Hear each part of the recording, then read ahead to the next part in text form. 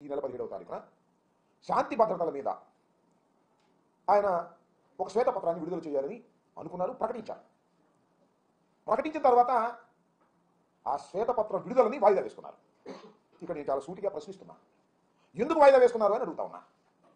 ఎందుకు వాయిదా వేసుకున్నారో నేను ప్రత్యేకంగా చెప్పాల్సిన అవసరం లేదు.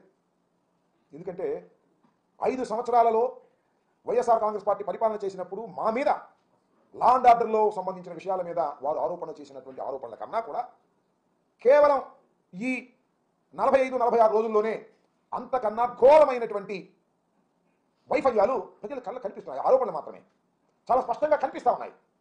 ఈ కనిపిస్తున్నటువంటి నేపథ్యంలో శ్వేతపత్రం రిలీజ్ చేస్తే ప్రజలు దాన్ని రిసీవ్ చేసుకోలేరనే ఉద్దేశంతో శ్వేతపత్రాన్ని రిలీజ్ చేయకోకుండా పారిపోయేటటువంటి పరిస్థితి చంద్రబాబు నాయుడు గారికి కలిగింది. ఆయన అంతరాత్మ అంగీకరించాల. నేను ఈ పరిస్థితుల్లో శ్వేతపత్రం 5 సంవత్సరాలు మీరు ఘోరాలు చేశారు, పాపాలు చేశారు, నేరాలు చేశారు అని నేను చెప్తే ప్రజలు